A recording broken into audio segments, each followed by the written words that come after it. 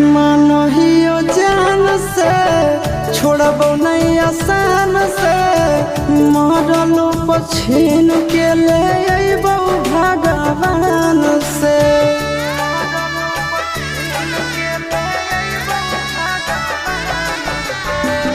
मानहियो जान से छोड़बो नहीं आसान से मरलो पछीन के ले अइबो भगवान से।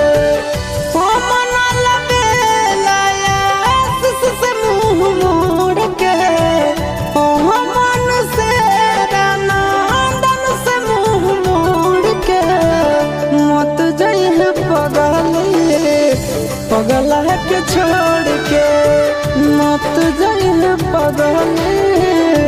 पगला के छोड़ के।